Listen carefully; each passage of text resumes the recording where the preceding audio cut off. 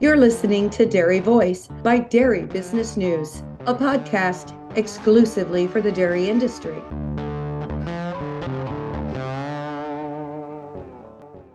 One of our sponsors of the Dairy Voice podcast is National DHIA. NDHIA ensures information accuracy and represents their members' interests. They are the direct voice for the dairy information industry. To find out more, go to dhia.org. OneTrack is a new choice for progressive dairies looking to simplify feeding practices and elevate performance. Fed at up to 40% of the ration, this high-energy macro ingredient works alongside on-farm ingredients to reduce sourcing, mixing, and batching, freeing up valuable time and resources. For more information, go to onetrackwrite.com. Hi, everybody. I'm Mike Opperman, and I'll be your host today for Dairy Voice, a podcast produced by Dairy Business News. Well, even with all the data available to today's dairy producers, making confident decisions isn't always easy. In this episode, we're going to sit down with Greg Pallas, a veteran herd management specialist and manager of user support services at DRMS, to talk about what gets in the way of turning data into action. He's going to share lessons from the field, drawing on a real-world case study involving a 3,300-cow Midwest dairy. You'll get to hear how the DRMS team helped the herd uncover hidden production gaps, spot overlooked trends, and make informed adjustments that led to meaningful gains, all by bringing clarity to the data that they already had.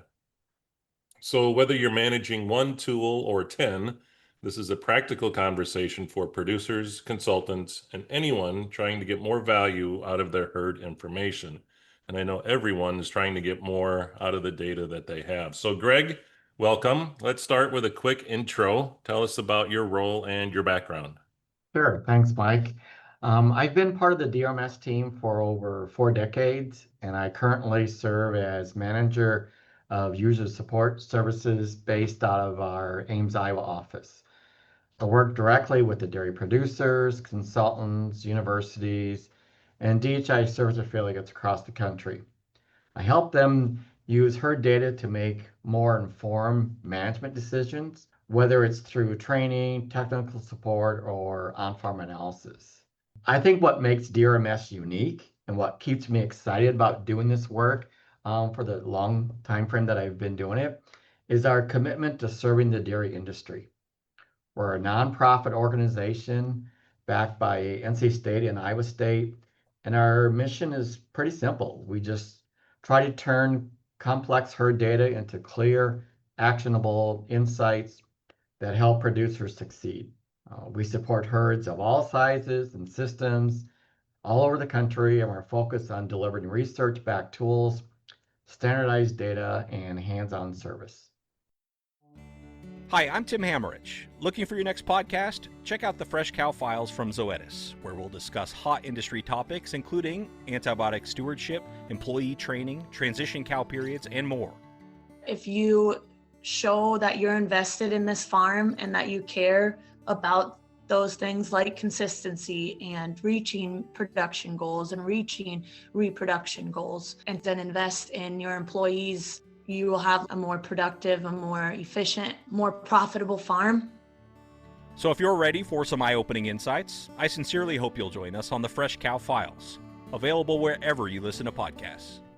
In the work that you do with all the producers that you work with, where do most of them already get their data from? That's a good question. Most farms, they're collecting data from a wide variety of different sources. You have herd management software, milking software, feed management, they have their own health records, genomic data, and some producers even have spreadsheets or handwritten notes. Then there's also DHI test day data, which is, as we know, the most reliable and standardized sources that's available. The challenge isn't that producers really lack the data, it's that their information is scattered, and each system has its own format and focus that makes it really hard to really look and see the bigger picture. Right, and that takes us to kind of what we're going to talk about today. So even with all of that data that's available, people are still kind of not very confident about the decisions that they're making. Why do you think that is? Well, I think it's just overwhelming. You've got a lot of different reports from several different tools, and most of them don't really talk to each other. So they're stuck trying to connect the dots on their own. And that takes time that a lot of producers just don't have. Producers need support finding the clarity and the insights from the data, and just a way to find the signal from all the noise. This episode is brought to you by DRMS, a trusted provider of dairy information and decision tools. As a nonprofit with deep ties to NC State and Iowa State universities, we've spent over 65 years serving the dairy industry, delivering research-backed software, standardized data, and exceptional customer support. Our dedicated team works alongside producers and consultants to ensure they get the training, tools, and insights they need. We turn complex herd data into clear, actionable insights that help producers and consultants make informed decisions every day through solutions built in collaboration with the dairy industry. Learn more at drms.org. So in our intro, we talked about a dairy that you're working with. Can you kind of walk through that real world example where something like that played out? This is a case study about a real farm and real data. We analyzed a 3,300 cow herd in the Midwest with a really sharp team, strong nutrition program, solid repro, but they felt like something wasn't quite clicking, like they weren't reaching their full potential and couldn't really pinpoint why. Using DRMS test day data and the herd HQ platform, we walked through their herd performance to look for gaps that they might be missing. And what did you find from that analysis? So we uncovered several key issues once we started digging in. First, we used milk metrics, which is part of our herd HQ platform.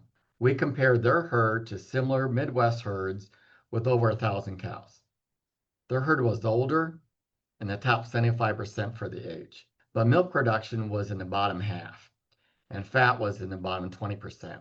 Somatic cell count was also a concern, running higher than 75% of their peers. We noticed nearly 15% of the cows had dry periods under 40 days, compared to a peer average of just under 2%. But not everything was off. Reproduction was strong, with a 30% pregnancy rate and a top quartile first service success. Genetics also stood out as a strength. From there, we used Dairy Depot, which is another herd HQ product, to look even deeper. Even though average milk was up, peak milk was dropping, and energy-corrected milk was flat. ME values were falling across lactation groups, and days in milk were trending higher. First lactation cows were freshening with much lower production than expected, averaging just 60% of older cows, when you'd want them to be more like 75 to 80%.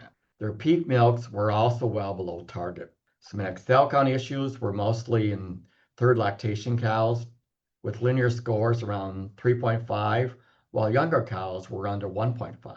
So overall, the herd had strong management and genetics, but the data revealed blind spots that they weren't seeing. Once we pulled it together, it became clear where the real opportunities were. So once you made those changes, what kind of results did you see? So after making several management adjustments, the peak milk rose 3 pounds across the herd, from 104 to 107 pounds. So based upon research, that projected gain was about $135 per cow. And on this herd was $445,500 annually. Lactation peak milks jumped 7 pounds from 109 to 116, adding $350 per cow. First test production for lactation 1 cows improved by 8%. Somatic cell count dropped in third lactation cows with a 1.3 point reduction in linear score, adding another $143 per cow. They were targeting shorter dry period length for cows going into their third or greater lactation, which may or may not have been the best decision. And lastly, what we did is we set up a dashboard that showed all of these alerts, not just to spot issues in the moment, but as a quick reference point to monitor progress, catch new trends, and celebrate the wins and guides more decisions over time. It was a great example of how putting the data in context can really drive some real change. That's a terrific example. So for those that are listening who might feel stuck in that same trap of not knowing what to do with all their data. What's your takeaway or what's your advice to them? So what we need to do is just start by asking, what decision do I need to make today? Then make sure your data is actually helping you get there. Don't get buried in all the different reports. Use some tools that make the data visual and easy to act on. That's where platforms like HerdHQ can help. They bring clarity, not complexity. And you don't have to do it alone. So DRMS and our local DHI service affiliates can help people spot blind spots, surface opportunities, and set up the tools that work best for the herd. Thanks, Greg, for that information. That's really helpful, I think, for producers to understand how to better use their data. And thanks for sharing that with us today. For those of you who are listening, if you're looking to get more value from your herd data without adding more complexity, tools like HerdHQ can help. Built on trusted DRMS test day data, HerdHQ makes it easier to spot trends, compare performance, and make informed decisions with confidence. To find out more, go to drms.org or connect with your local DHIA service affiliate to see how HerdHQ could work on your operation. Thanks for listening today. Thanks, Greg, for your insights. This has been Mike Opperman for DairyVoice from Dairy Business News.